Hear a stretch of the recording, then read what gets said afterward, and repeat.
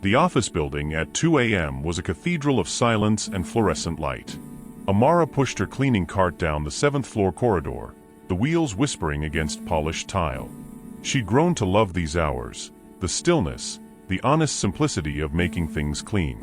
No one expected anything from her except thoroughness. No one watched her with calculation, wondering what advantage her presence might offer. She was wiping down the glass conference room when she heard it. A sound so quiet she almost missed it. Someone was crying. Amara paused, her cloth suspended mid-air. The sound came from the corner office, the one with a nameplate that read Tabo Mensah, Senior Marketing Consultant. She'd cleaned his space for 3 months now. Always tidy. Always a handwritten thank you note left on the desk for her, which no one else ever did. She shouldn't intrude. She knew that. But something about the brokenness in that sound made her feet move before her mind could stop them. The door was cracked open. Through the gap, she could see him, tall, lean, sitting on the floor with his back against the desk, his head in his hands. His shoulders shook with the kind of crying that comes from a place too deep for noise. Amara's heart squeezed. She knocked, gently. Once. His head snapped up. His eyes, red-rimmed, exhausted, went wide with embarrassment. He scrambled to his feet, swiping at his face with his shirt sleeves. I'm so sorry," he stammered, his accent carrying the musical lilt of West African English softened by years in London. "I didn't think anyone would be here." "It's all right," Amara said softly. She stepped inside, leaving her cart in the hallway. "Are you hurt?" He laughed, but it was hollow. "Not the way you mean." She didn't move closer. Just stood there patient, her cleaning uniform simple and pressed, her head wrap, tonight a deep indigo, framing a face that carried a calmness he suddenly desperately needed. "Do you?" His voice cracked. He tried again. "Do you ever feel like you're not enough? Like no matter what you do, you'll always be pretending to belong somewhere you don't?" Amara's breath caught. She knew that feeling more intimately than he could possibly imagine. "Yes," she whispered. "Every day." Something passed between them then. A recognition. A shared loneliness that needed no explanation. Tabo looked at her, really looked at her, for the first time. He'd seen her before, of course, nodded politely, left his thank you notes. But now he saw the intelligence in her eyes, the quiet strength in the way she held herself. "I have to ask you something," he said suddenly, the words tumbling out before courage could abandon him.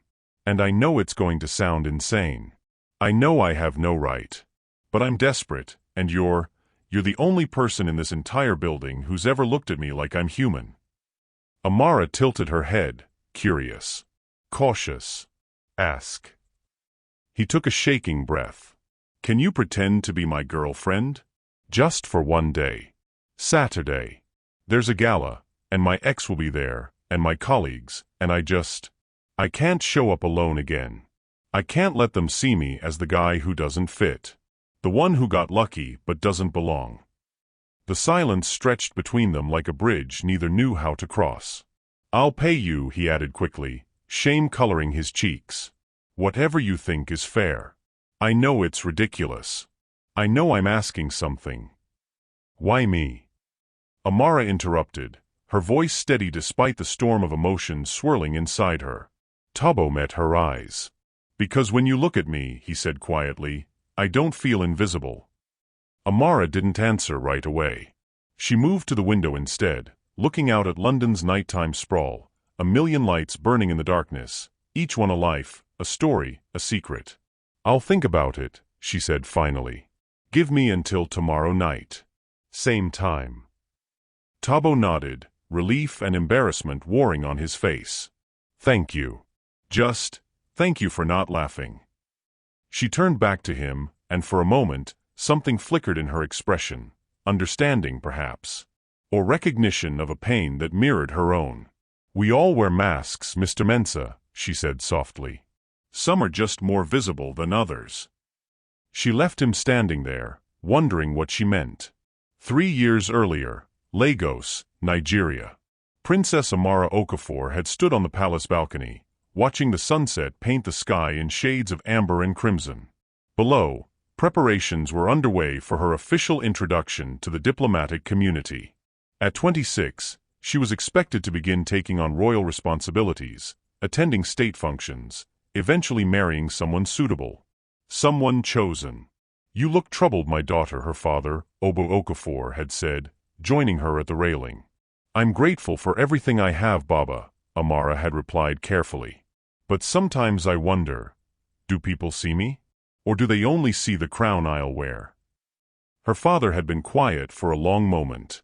"Then, if you need to know the answer to that question, then you must go and find it. But remember, royal blood is not a curse. It is a responsibility. One day, you will return and serve your people with the wisdom you've gained."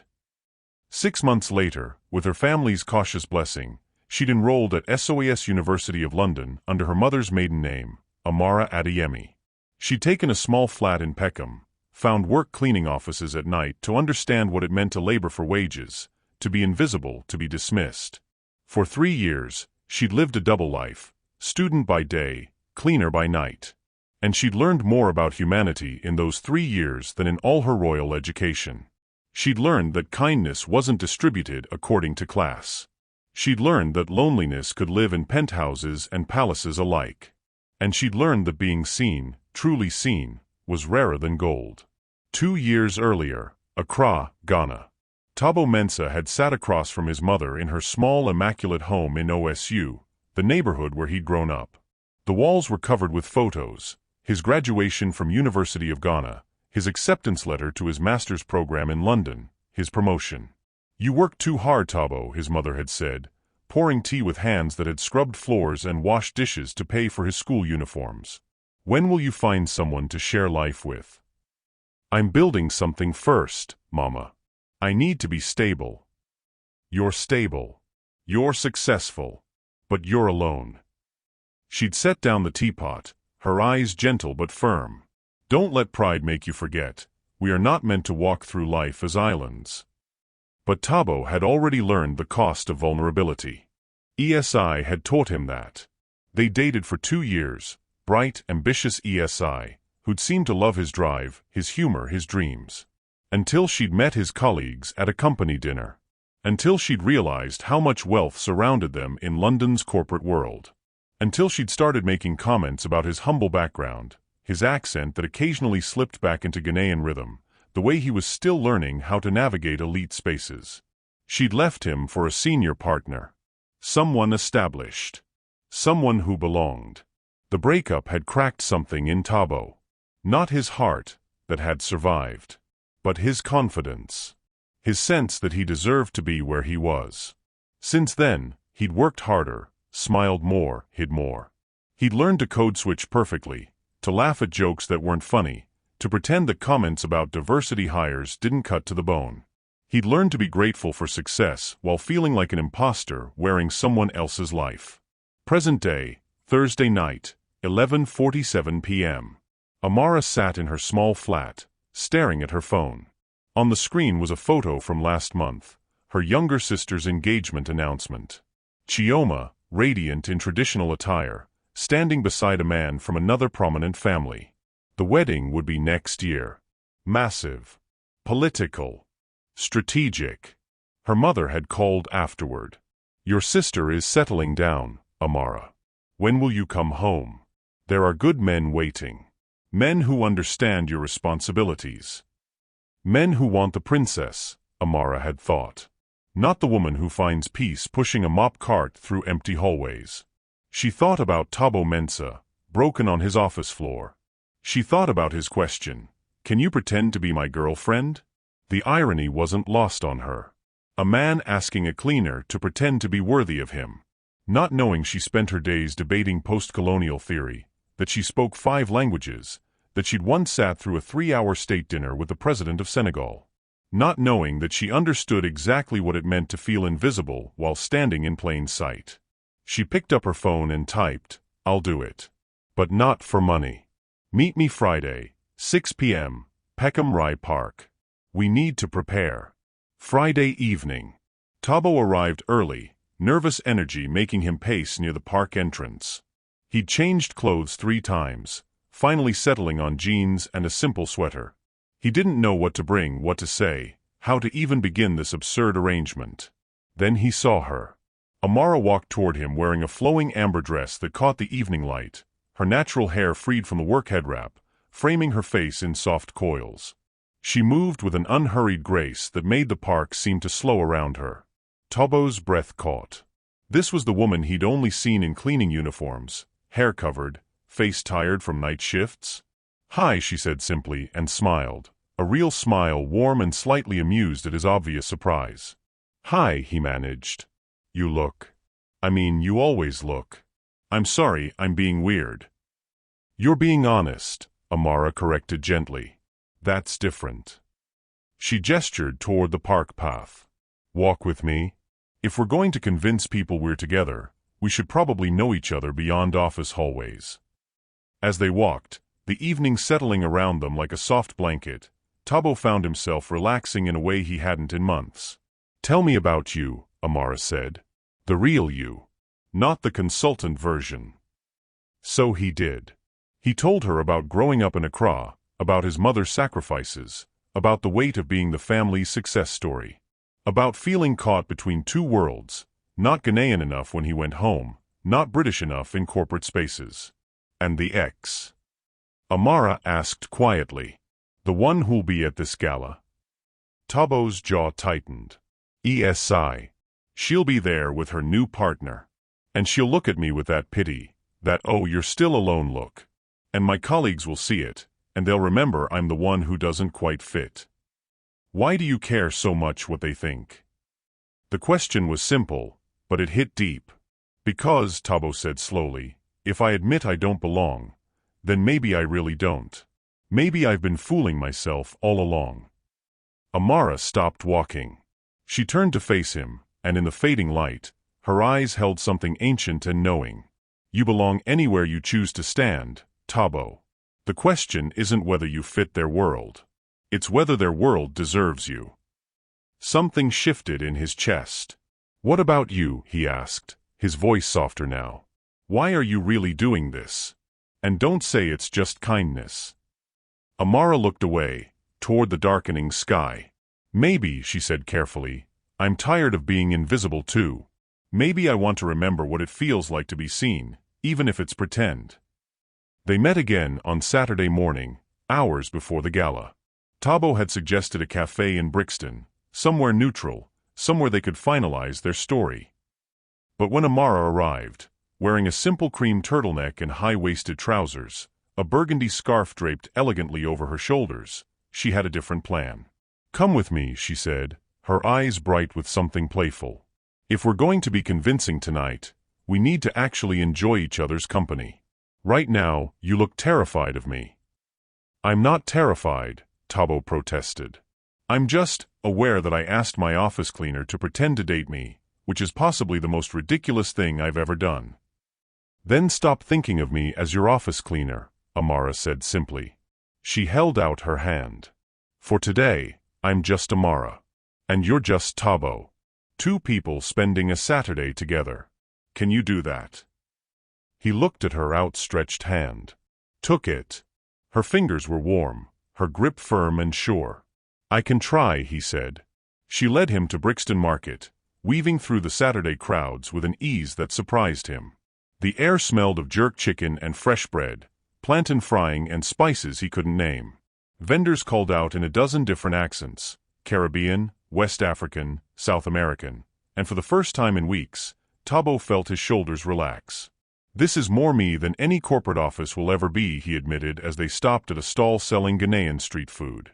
Amara ordered in fluent Twi, making the vendor laugh with delight. Taubo stared at her. "You speak Twi?"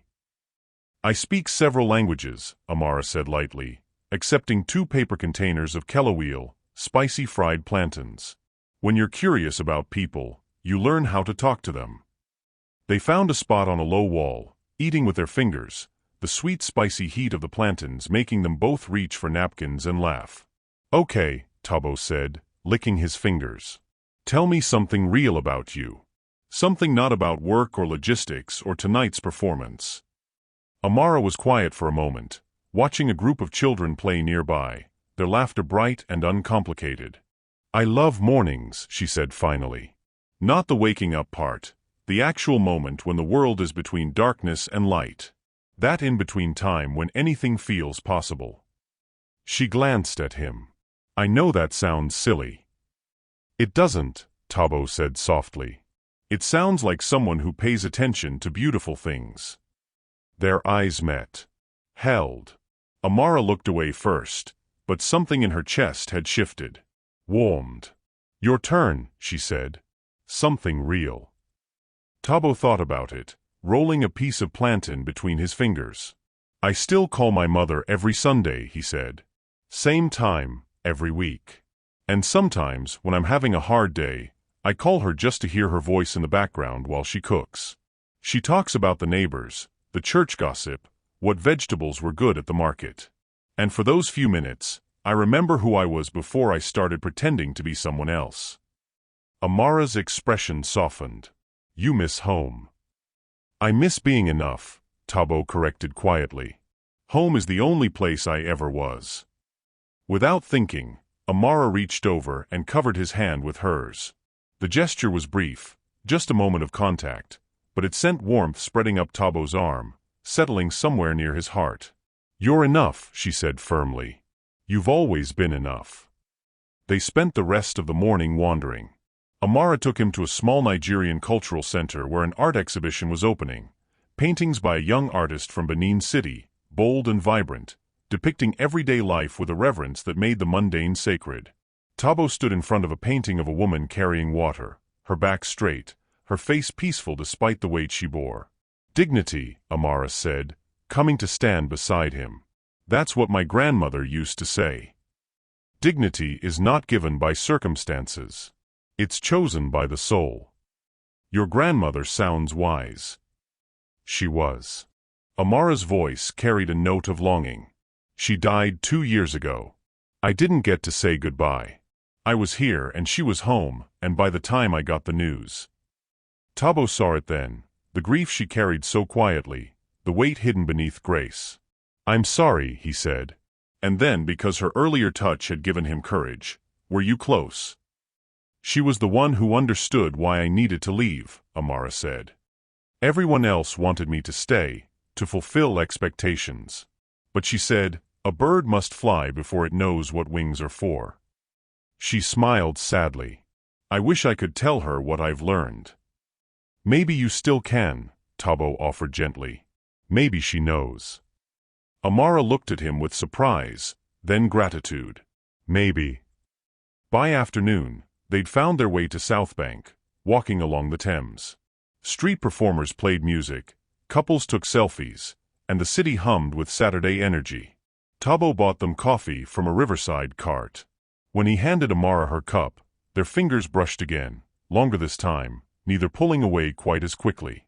"We should practice," Amara said, her voice slightly unsteady. "For tonight." "Practice what?" "Being comfortable together. Couples have a rhythm. A way of existing in each other's space." She stepped closer, closing the distance between them. Tabo's heart kicked against his ribs. "May I?" she asked, and without waiting for an answer, she slipped her hand into the crook of his arm. They started walking, their steps finding a synchrony that felt surprisingly natural. "Tell me about ESI," Amara said. "What do I need to know to be convincing?" Tabo sighed. "She's polished. Perfect. Always says the right thing. And she'll look at you and try to figure out if you're a threat or an amusement. And which do you want me to be?" Tabo stopped walking, turned to face her. "I want you to be yourself," he said. "Because yourself is more interesting than anyone I'll meet at that gala." Amara's breath caught. The way he was looking at her, like she mattered, like she was worth seeing, made her feel suddenly vulnerable in a way her royal title never had. "Tabo," she said carefully, "you should know, this is just for tonight. Whatever happens, whatever it feels like, it's pretend." But even as she said it, standing there on the south bank with the river flowing behind them and his arm warm beneath her hand, neither of them believed it. "Right," Tabo said, his voice rough. Pretend. The afternoon light caught in Amara's eyes, turning them to amber. Tabo noticed the tiny beauty mark near her left ear, the way she tilted her head when she was thinking, the graceful line of her neck. And Amara noticed the gentleness in his hands, the intelligence in his eyes, the way his smile started slow and then transformed his entire face. They were supposed to be preparing for a performance. But something else was happening, something quiet and true and terrifying. "We should get ready," Amara said finally, though neither of them moved. "Yeah," Tabo agreed. "We should." But they stayed there a moment longer, connected by touch and something neither dared name, while London moved around them and the afternoon began its slow fade into evening. They met again on Saturday morning, hours before the gala. Tabo had suggested a cafe in Brixton, somewhere neutral, somewhere they could finalize their story. But when Amara arrived, wearing a simple cream turtleneck and high-waisted trousers, a burgundy scarf draped elegantly over her shoulders, she had a different plan. "Come with me," she said, her eyes bright with something playful. "If we're going to be convincing tonight, we need to actually enjoy each other's company. Right now, you look terrified of me." "I'm not terrified," Tabo protested. "I'm just aware that I asked my office cleaner to pretend to date me, which is possibly the most ridiculous thing I've ever done." "Then stop thinking of me as your office cleaner," Amara said simply. She held out her hand. "For today, I'm just Amara. And you're just Tabo. Two people spending a Saturday together. Can you do that?" He looked at her outstretched hand. Took it. Her fingers were warm, her grip firm and sure. "I can try," he said. She led him to Brixton Market, weaving through the Saturday crowds with an ease that surprised him. The air smelled of jerk chicken and fresh bread, plantain frying and spices he couldn't name.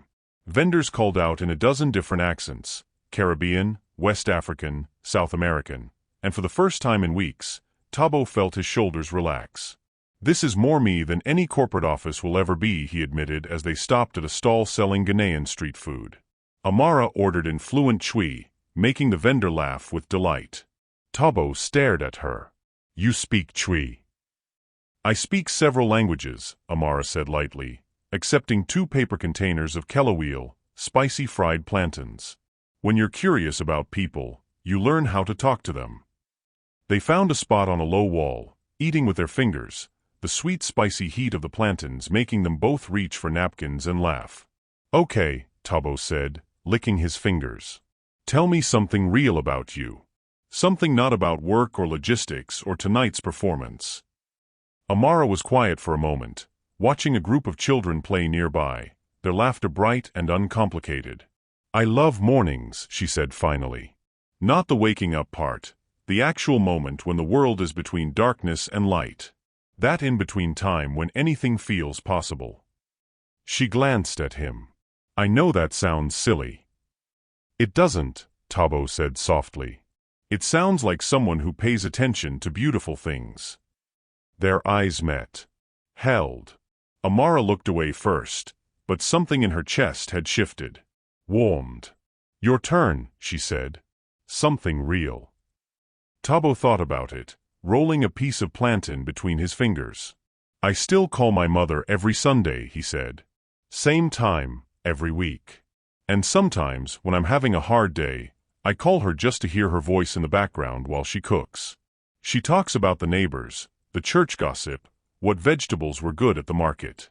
And for those few minutes, I remember who I was before I started pretending to be someone else." Amara's expression softened. "You miss home." "I miss being enough," Tabo corrected quietly. "Home is the only place I ever was." Without thinking, Amara reached over and covered his hand with hers. The gesture was brief, just a moment of contact, but it sent warmth spreading up Tabo's arm, settling somewhere near his heart.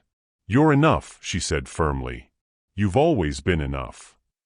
They spent the rest of the morning wandering.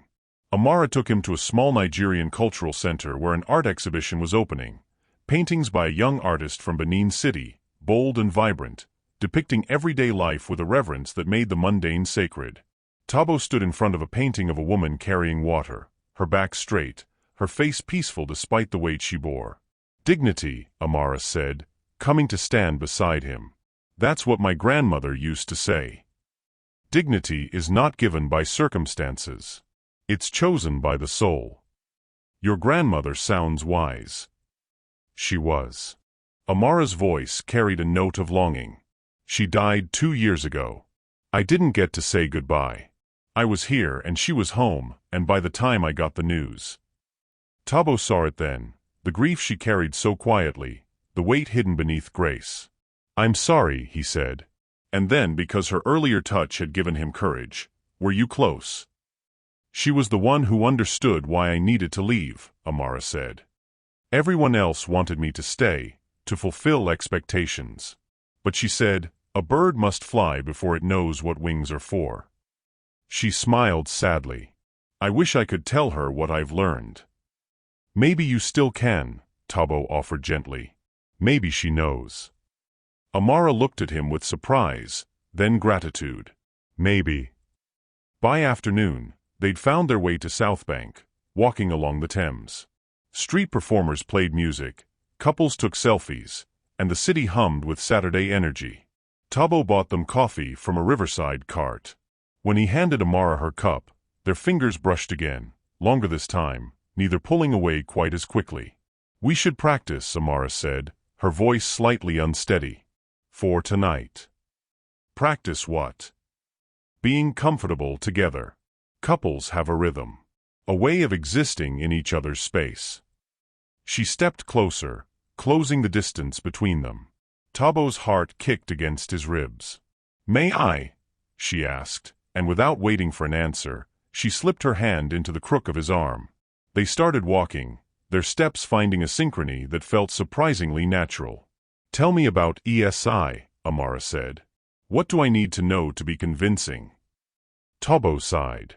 She's polished. Perfect. Always says the right thing. And she'll look at you and try to figure out if you're a threat or an amusement. And which do you want me to be? Tabo stopped walking. Turned to face her. I want you to be yourself, he said. Because yourself is more interesting than anyone I'll meet at that gala. Amara's breath caught. The way he was looking at her, like she mattered, like she was worth seeing, made her feel suddenly vulnerable in a way her royal title never had. Tabo, she said carefully. You should know. This is just for tonight. Whatever happens, whatever it feels like, it's pretend. But even as she said it, standing there on the south bank with the river flowing behind them and his arm warm beneath her hand, neither of them believed it. Right, Tabo said, his voice rough. Pretend. The afternoon light caught in Amara's eyes, turning them to amber. Tabo noticed the tiny beauty mark near her left ear, the way she tilted her head when she was thinking, the graceful line of her neck. And Amara noticed the gentleness in his hands, the intelligence in his eyes, the way his smile started slow and then transformed his entire face. They were supposed to be preparing for a performance. But something else was happening, something quiet and true and terrifying. We should get ready, Amara said finally, though neither of them moved.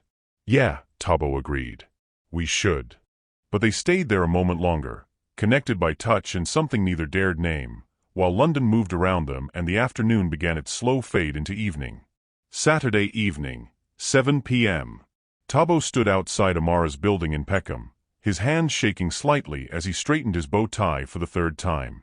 He'd rented a tuxedo, classic black, nothing flashy, but suddenly he felt like a child playing dress-up. The car service he'd arranged idled at the curb. The gala started at 8. They had an hour. Then the door opened, and time stopped. Amara descended the steps in a gown the color of midnight, deep blue so dark it was almost black, with subtle beading that caught the streetlight like scattered stars. The dress was elegant, understated, but the way she wore it, there was something regal in her bearing, something that made every eye on the street turn to watch. Her hair was swept up, exposing the graceful column of her neck. Simple gold earrings, the only jewelry she wore, caught the light with each movement. Tabo forgot how to breathe. Is it too much? Amara asked, a flicker of uncertainty crossing her face. I borrowed it from a friend. I can change if... No, Tabo said hoarsely. Don't change. You're perfect. But even as he said it, a knife of anxiety twisted in his gut.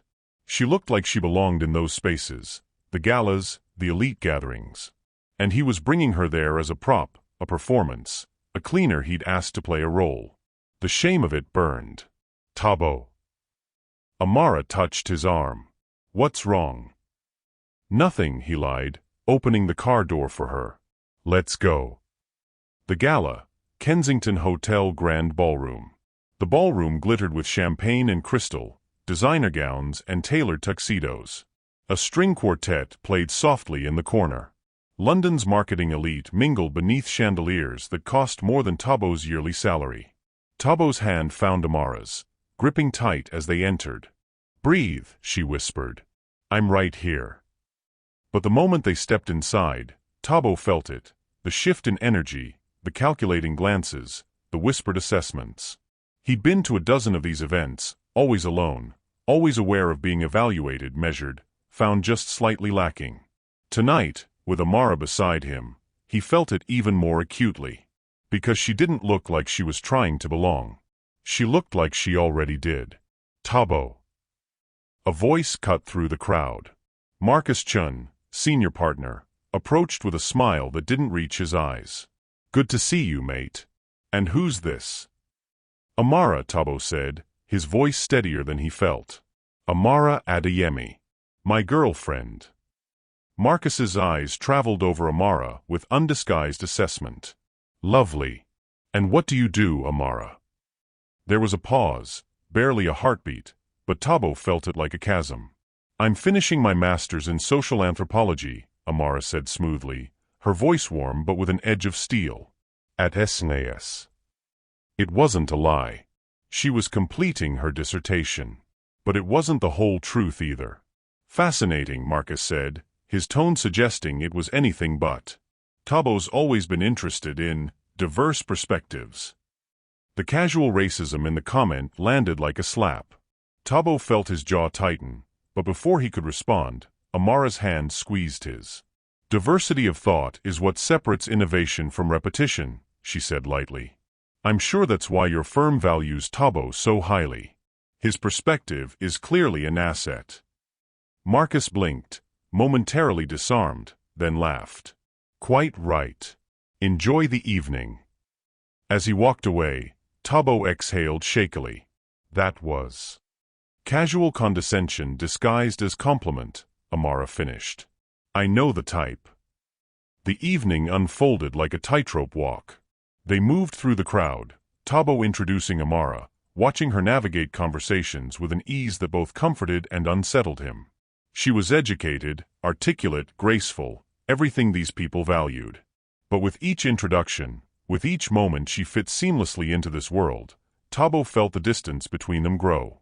She wasn't supposed to be this comfortable here. She was supposed to be, what? Out of place? Grateful for his inclusion? The thought made him sick with self-loathing. Champagne. A server appeared beside them. Thank you, Amara said, taking 2 glasses and handing one to Tabo. As the server moved away, she leaned close. You're doing that thing again. Where you disappear inside yourself. I'm fine. You're not. Her eyes searched his face. Talk to me. But before he could answer, a new voice interrupted. Tabo. Still showing up to these things, I see. ESI. She stood before them in a crimson gown, her date, Jonathan Ashford, senior partner, twice her age, hovering possessively at her elbow. Her smile was sharp, her eyes calculating as they landed on Amara. And you brought company.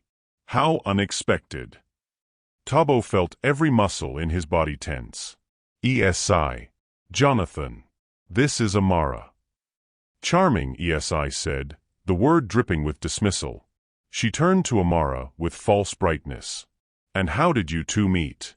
Don't tell me, one of Tabo's networking events? He's always been so strategic about connections. The implication was clear. Amara was a calculated move, not a genuine relationship. Amara's expression didn't change, but Tabo saw something flicker in her eyes, recognition of an old game, the subtle warfare of social hierarchy. Actually, Amara said, her voice calm, we met when I was working nights. Tabo was the only person in that entire building who saw me as human. Who said thank you? Who left kind notes? She looked at Tabo, and something genuine softened her face. Character reveals itself in how we treat people when no one important is watching. That's what drew me to him. ESI's smile faltered. How sweet, she managed. Jonathan, sensing the shift in power, cleared his throat. Come along, darling. I see the Morgans by the bar. As they walked away, Tabo turned to Amara, his heart pounding. You didn't have to. Yes, I did, Amara said firmly. She was trying to make you feel small. And you're not small, Tabo. You're just surrounded by people who need you to be. They found refuge on a balcony overlooking the London skyline. The autumn air was cool, a relief after the stifling heat of judgment and performance inside. Tabo leaned against the railing, his hands gripping the stone. I'm sorry, he said quietly. For what? For bringing you here. For asking you to be part of this circus. For putting you in a position where people like ESI can look down on you. Amara was silent for a long moment. When she spoke, her voice carried a weight he hadn't heard before.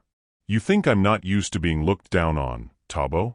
You think working as a cleaner hasn't taught me exactly how people assess worth? She moved to stand beside him, her profile illuminated by the city lights. The difference is, I know my value. It doesn't change based on what room I'm standing in or who's doing the judging. But you shouldn't have to prove anything to these people. You're educated, you're brilliant. And when I'm pushing a cleaning cart at 2 a.m., am I less valuable? Amara turned to face him, her eyes blazing. Is that what you think? No. Tabo said quickly. That's not. Then why do you think you're less valuable? Amara demanded. Why do you give these people power over how you see yourself? The question hung in the air between them. Tabo's hands shook. Because part of me believes them. Part of me thinks they're right, that I'm the poor kid from Accra who got lucky, that I'm playing a role in a world where I'll never truly belong. And so you asked me to play a role too, Amara said softly. To be your shield. Your proof. The truth of it struck him like a blow. I'm sorry, he whispered. I'm so sorry, Amara. You deserved better than. She placed a finger against his lips, silencing him. Stop apologizing for being human, she said. We all wear armor. We all hide parts of ourselves to feel safe. Her hand dropped away, but the ghost of her touch remained. But this, tonight, it's made me realize something. What? That I'm tired of hiding. Tired of pretending. And maybe. She hesitated, vulnerability flickering across her face. Maybe I'm tired of being with someone who's pretending too. Tabo's heart cracked open. This isn't pretend anymore, he said, the words raw and true. What I feel when I'm with you, that's real. You're real. The most real thing in my life. Amara's eyes glistened. Tabo. I know we said one night. I know this was supposed to be fake. But I've spent the last few hours watching you be brilliant and kind and strong, and all I can think is that I want more days like this. More conversations. More moments where you remind me who I actually am beneath all the fear. You don't know who I am, Amara said, and there was pain in her voice now. You don't know. Then tell me, Tabo urged, stepping closer. Whatever you're hiding, whatever you think might change things, tell me. But Amara stepped back, wrapping her arms around herself. I can't, she whispered. Not yet. Not like this. Inside, the orchestra had started playing. Through the glass doors, they could see couples moving to the dance floor. Dance with me, Tabo said suddenly. One real moment in this whole performance. Please. Amara looked at him, at the hope and fear and longing in his eyes. And despite every instinct that told her to protect herself, to maintain distance, she found herself nodding. They returned to the ballroom, and Tabo led her onto the dance floor. His hand found her waist. Hers rested on his shoulder. And as they began to move to the music, the rest of the room seemed to fade away. "I see you," Tabo whispered. "I don't care about degrees or backgrounds or what job you work. I see you, Amara. The woman who speaks with kindness to strangers. Who finds dignity in honest work. Who made me remember that belonging isn't about fitting into other people's boxes. It's about being whole in your own skin." Amara's vision blurred with tears. "And I see you," she said. "The man who leaves thank you notes for cleaners. Who calls his mother every Sunday. Who carries the weight of two worlds on his shoulders and still finds room for gentleness." They moved together, closer now, the music wrapping around them like a cocoon. "What happens after tonight?" Tabo asked, his lips close to her ear. Amara closed her eyes. "I don't know," she admitted. "But I know I don't want it to end." For a moment, one perfect, suspended moment, they existed in complete honesty. Two people who'd found each other in the midst of pretending, discovering something true.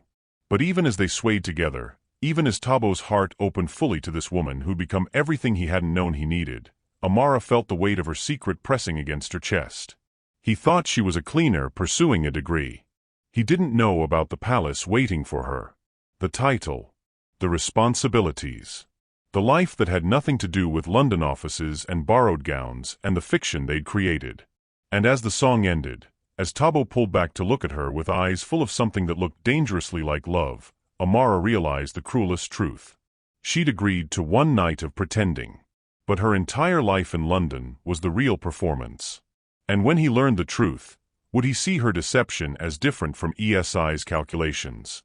Would he understand? Or would she become just another person who'd hidden who she really was, afraid he wouldn't be enough? "Amara," Tabo said, seeing the storm in her eyes. "What's wrong?" "Nothing," she lied, the word bitter on her tongue. I need some air." She pulled away, moving toward the balcony again, and Tabo followed, confused and concerned. The fragile connection they'd built was straining under the weight of all they weren't saying. And neither of them knew how to bridge the gap between truth and safety. Sunday morning, 6:47 a.m. Amara sat on a bench in Peckham Rye Park, watching the sky transform. This was her favorite time, the in-between moment she'd told Tabo about.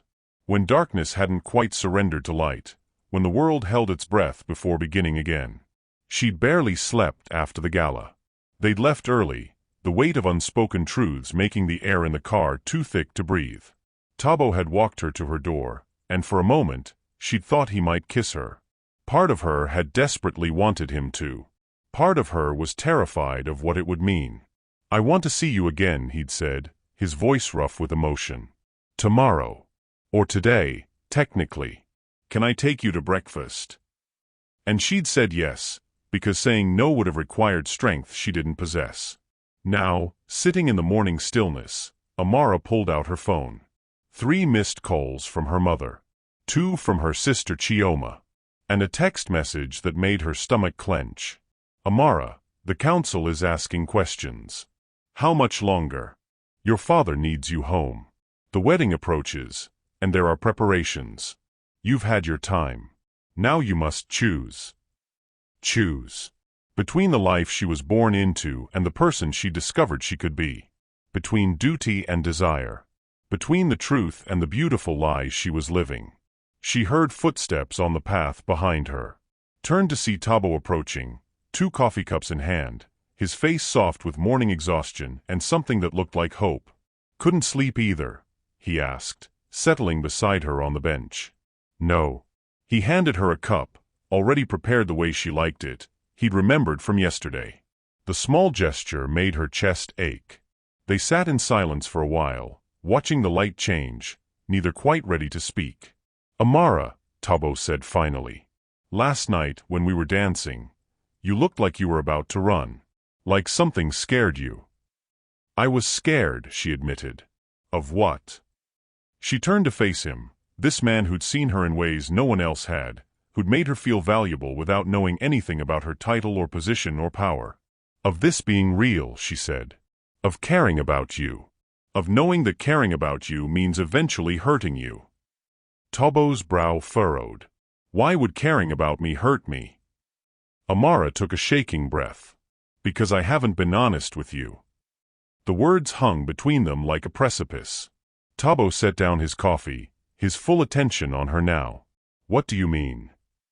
When you asked me to pretend for a night, I said yes because... Amara's voice wavered. Because I understood what it meant to hide. To be something other than what people see. But Tobo, you think you know who I am, and you don't. You can't. Then tell me. His voice was gentle, patient. Whatever it is, we can. I'm not just a cleaner, Amara interrupted, the words tumbling out now. I work as a cleaner, yes. By choice. As part of my studies. But that's not all I am. Tobo waited, his heart beginning to race. Amara stood, pacing a few steps away, her back to him. The rising sun outlined her silhouette, and for a moment Tobo saw it, the bearing he'd noticed but couldn't quite place. The way she held herself. The unconscious authority. My full name is Amara Chidinma Okafor, she said quietly. In Nigeria, in my home state, my family, we're part of the traditional royal structure. My father is Oba, a king. Which makes me. She turned to face him, and in her eyes, he saw centuries of heritage, responsibility, and loneliness. A princess, Tobo finished, the word barely a whisper. Amara nodded, tears beginning to track down her cheeks. I came to London 3 years ago because I needed to know who I was beyond the crown. I needed to understand what it meant to be seen for myself, not my title. I took a cleaning job because I wanted to learn humility, to understand the lives of people who serve, because someday, I'll be expected to lead them. Tobo stood slowly, his mind reeling. You're royalty. By birth, Amara said. But these past 3 years, I've been just Amara. Just a woman trying to understand humanity before I'm forced to represent it. Her voice broke. And then I met you, and for the first time since I've been here, someone saw me. Really saw me. Not the princess. Not even the cleaner. Just me. So when I asked you, Tobo's voice was hoarse. When I asked a cleaner to pretend to be my girlfriend. You asked a princess to pretend to be ordinary, Amara finished. The irony wasn't lost on me. Tobo sank back onto the bench, his hands over his face. God, Amara. I'm so sorry. I was so caught up in my own insecurities, my own need to prove. No. She moved to kneel in front of him, pulling his hands away from his face. Don't you see? That's exactly why I said yes. Because you didn't know. Because for one night, I could be with someone who wanted me, not what I represented. Who saw value in a cleaner. Who didn't calculate my worth based on status or title. But I did calculate, Tobo said bitterly. I brought you to that gala as a prop. To prove something to people whose opinions shouldn't matter. I used you. And I used you too, Amara said. I used you to feel normal. To have one night where I wasn't Princess Amara with responsibilities and expectations crushing the air from my lungs. We both used each other, Tobo. And then somewhere along the way, it became real. Tobo looked at her, this woman kneeling in the morning light, tears on her face, royal blood in her veins, humility in her heart. Why are you telling me this now? He asked. Because I have to go home, Amara whispered. My sister's wedding is in 3 months. The Royal Council is asking questions. I'm running out of time to be just Amara. And before I leave, before I step back into that life, I needed you to know the truth. Her hands tightened on his. I needed you to know that everything I said last night was real. That what I feel for you is real. What do you feel for me? Tobo's voice was raw. Amara closed her eyes. I feel like I found something precious in the most unexpected place, she said. I feel like you reminded me that worthiness isn't about titles or position, it's about character. About kindness. About the content of our hearts. She opened her eyes, meeting his gaze. I feel like I'm falling in love with you, and it's the most terrifying thing I've ever experienced. The sun had fully risen now, painting the park in shades of gold. Tabo cupped her face in his hands, his thumbs wiping away her tears. "I asked a cleaner to pretend to be my girlfriend," he said softly. "And I fell in love with a princess who chose to scrub floors to understand humanity. The universe has a twisted sense of humor." Despite everything, Amara laughed, a broken, beautiful sound. "You're not angry?" "Angry." Tabo pulled her up to sit beside him on the bench. "Amara, I'm the man who spent the last 2 years believing I wasn't enough because my ex-girlfriend thought I was too humble. And you walked away from a palace to learn humility. You're everything I've been trying to be and didn't know how." "But it's still a lie," Amara said. "I still hid who I was. And in 3 months, I'll have to leave. I'll go back to Nigeria, take my place in the royal court, marry someone suitable," her voice cracked. "Someone chosen for alliances, not love. Is that what you want?" "It doesn't matter what I want. It's the only thing that matters," Tabo insisted. "Amara, you told me last night that belonging isn't about fitting into other people's boxes. Did you mean it? Or does that only apply to me?" She stared at him. "You have a choice," Tabo continued. "Maybe not an easy one. Maybe one that costs you everything. But you have a choice. And if what we found together, matters to you even a fraction of how much it matters to me, then we find a way." "How?" Amara's voice was desperate. "I can't ask you to come to Nigeria, to live in a palace, to navigate royal protocols and political alliances. That's not your world. And 3 days ago, I thought galas and champagne weren't yours," Tabo countered. "But you were magnificent. Not because you belong in those spaces, but because you belong in yourself. Wherever you stand, you bring your truth with you. That's what makes you extraordinary." "I don't know if I can do this," Amara whispered. "Do what?" "Choose between duty and desire. Between who I was born to be and who I've discovered I am." Tabo was quiet for a long moment, thinking. Then, "My mother told me something once. She said, we aren't meant to walk through life as islands. I thought she meant I needed to get married, settle down, check the boxes. But maybe she meant something else." He turned to face Amara fully. "Maybe she meant that we're stronger when we're honest. When we let people see us, all of us. The royal and the humble. The strong and the scared." "What are you saying?" "I'm saying I don't have answers," Tabo admitted. "I'm saying 3 months isn't enough time, and I don't know how we navigate the distance or the differences or the fact that your life is infinitely more complicated than mine. But I'm also saying—" He took her hands. "I'm saying I want to try. If you do."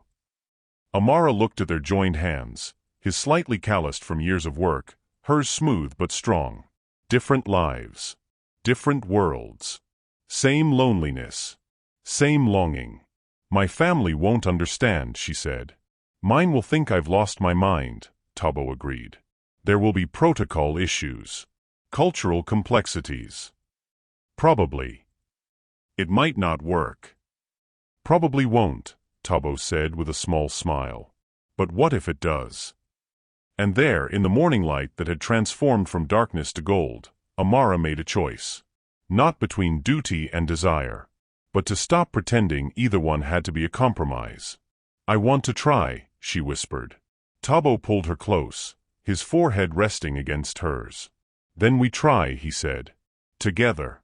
No more pretending." "No more pretending," Amara agreed. And when he finally kissed her, gentle and sure and real, it tasted like truth. Like morning light breaking through darkness. Like the beginning of something neither of them could name, but both were brave enough to reach for. 3 weeks later. Amara's phone buzzed as she finished her last cleaning shift of the week. A text from Tabo.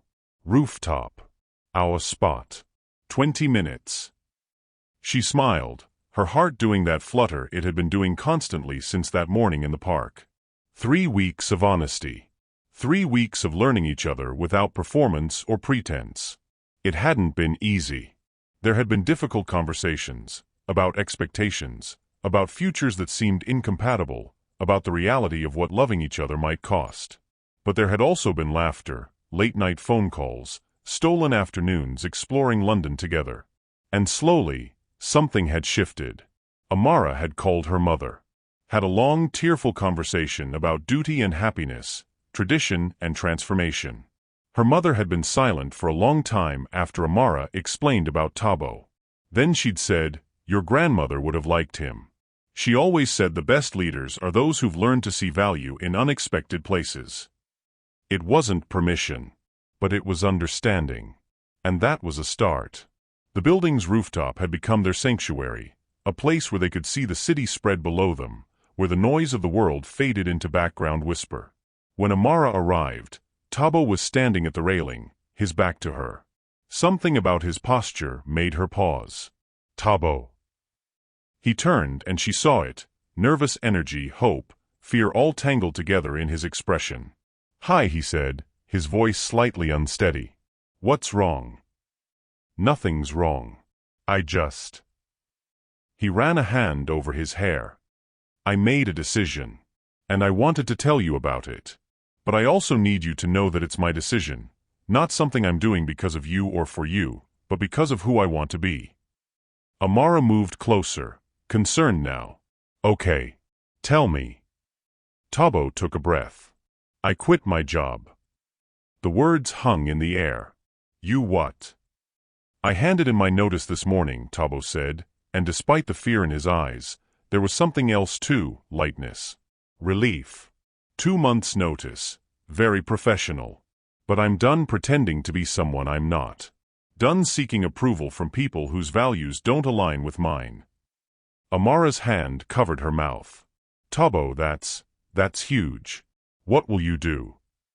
"I don't know yet," he admitted. "I have some savings. I've been thinking about consulting independently, maybe working with nonprofits, with organizations doing work I actually care about. Or maybe—" He hesitated. "Maybe I take some time to figure out who Tabo Mensah is when he's not performing for anyone."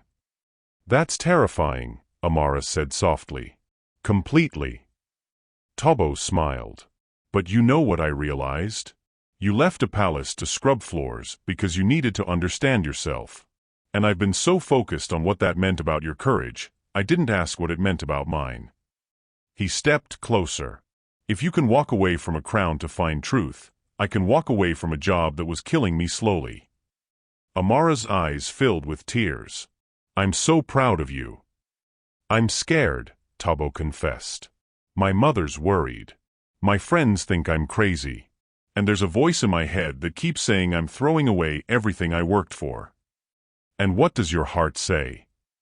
Tabo smiled, and it was the freest expression she'd ever seen on his face.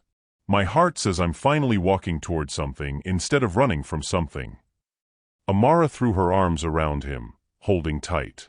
She felt his heart beating against hers, steady and sure despite his fear. "We're quite a pair," she murmured against his chest. "Both running from the lives we thought we had to live." "Not running," Tabo corrected gently. "Choosing. There's a difference." They stood like that for a long moment, the city breathing around them, the evening settling into that soft blue hour between day and night. "I talked to my father," Amara said finally, pulling back just enough to see his face. "Really talked to him. About you. About what I've learned here. About what I want." Tabo's breath caught. "And he wants to meet you." Tabo's eyes went wide. "Your father, the Oba, wants to meet me. In January. He'll be in London for a diplomatic conference." And he said. Amara's voice trembled with emotion. "He said that a man who helps his daughter remember her own worth is a man worth knowing." Tabo had to sit down on the nearby bench. "I'm going to meet a king. I'm going to meet your father who is an actual king." "Despite everything," Amara laughed. "You face down a room full of judgmental corporate elites. You can handle my father. Those are not remotely the same thing." "No," Amara agreed, sitting beside him. "They're not. But Tabo, my father isn't looking for perfection. He's looking for character. For integrity. For someone who sees his daughter as a person, not a prize. She took his hand. You're all of those things. Tabo looked at their joined hands. So familiar now, this connection. So necessary.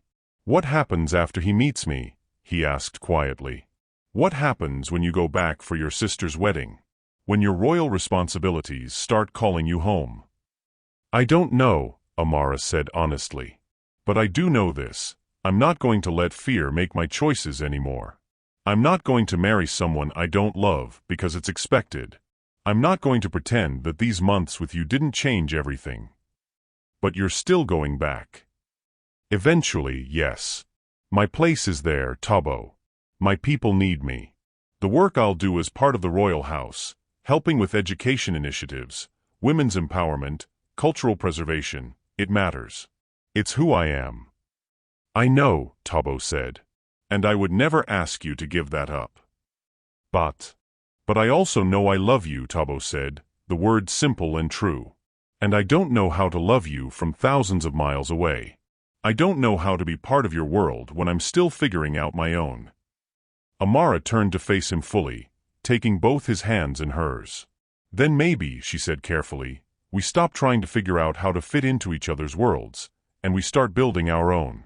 One that honors both who we are and who we're becoming. What does that look like?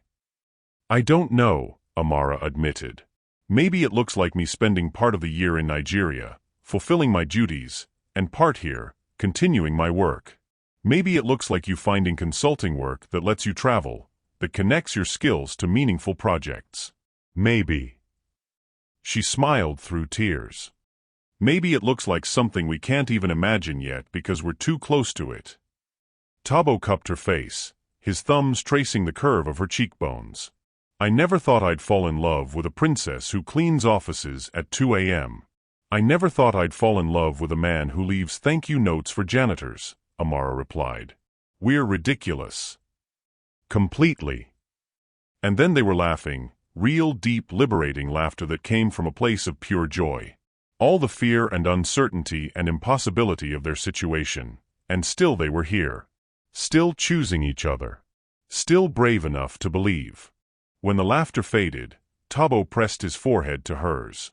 Whatever happens, he said softly, whatever we have to navigate or sacrifice or build, I want you to know something. These past few weeks, being honest with you, being seen by you, it's taught me what love actually is. What is it? Amara whispered. It's not about fitting together perfectly.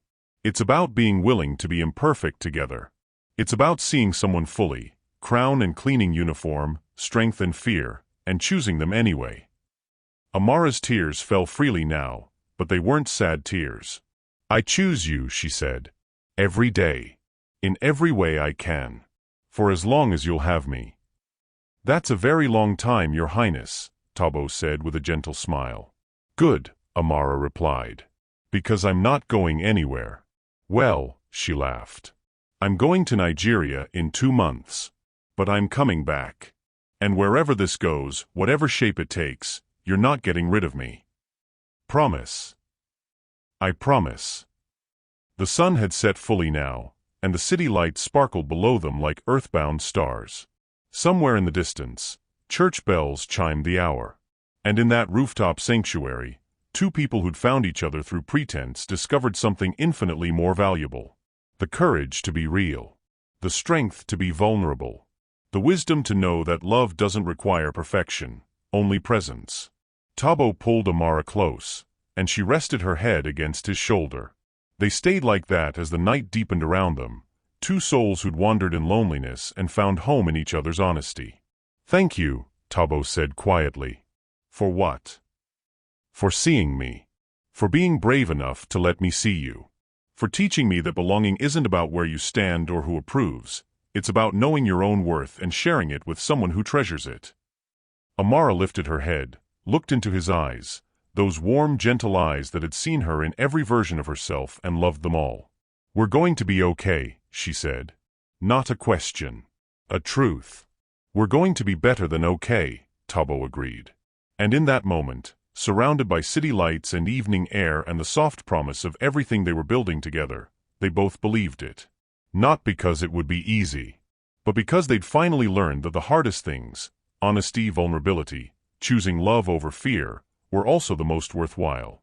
The sun dipped low over the lagoon, washing the palace courtyard in gold. Children's laughter floated on the air as musicians tuned their instruments in the distance, preparations for a cultural celebration that Amara herself had initiated.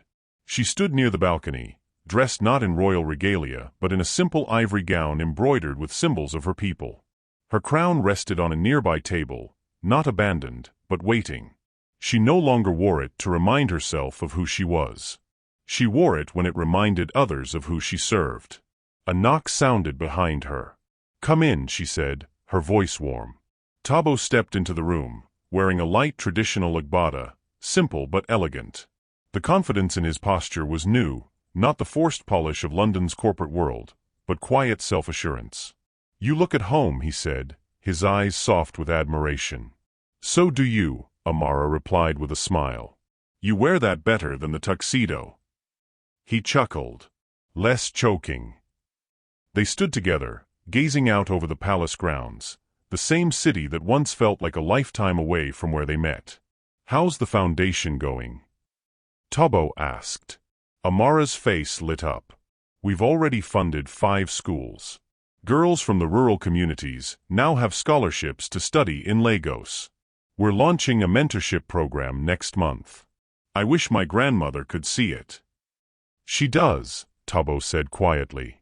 "Every time you choose people over protocol, she sees it." Amara reached for his hand. "And you? How's the consulting work?"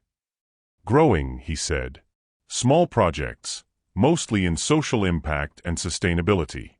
I'm helping African startups tell their stories honestly, no filters, no Western packaging. Just truth. Authenticity as a business model," Amara teased. He grinned. "You inspired it." A moment of comfortable silence settled between them, the kind born not of uncertainty but of understanding. "Do you ever miss London?" she asked. "Sometimes," he admitted. "The noise.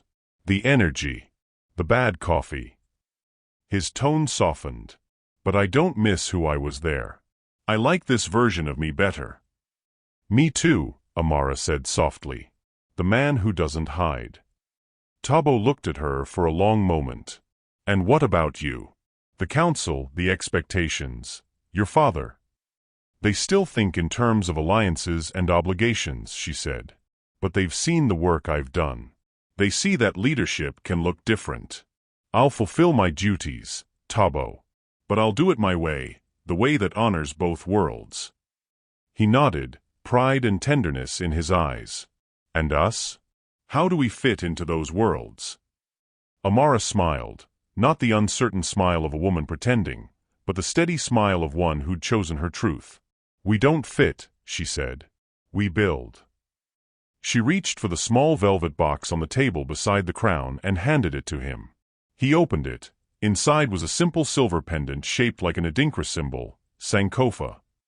"It means return and get it, to go back and reclaim what was lost. It's for you," she said. "A reminder. You didn't need to become someone else to be enough. You just had to remember who you were." Tabo swallowed hard, emotion tightening his throat. "And you?" "I had to remember that I can lead without losing myself," she said. "That being seen and being strong don't have to be opposites." He took her hand and for a long time, neither of them spoke. Outside, drums began to beat, steady, rhythmic, alive.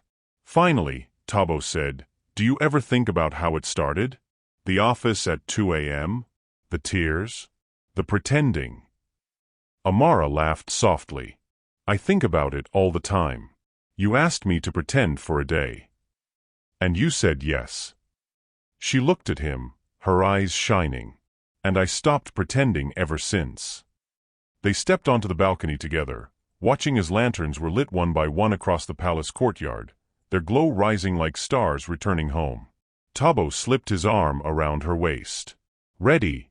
he asked. "For what?" "For whatever comes next." Amara looked at the horizon, at the merging of past and future, duty and desire, 2 worlds finally learning to coexist. She leaned into him and whispered, "Always." As the drums rose, the screen faded to black, and the final words appeared. No pretending, just truth.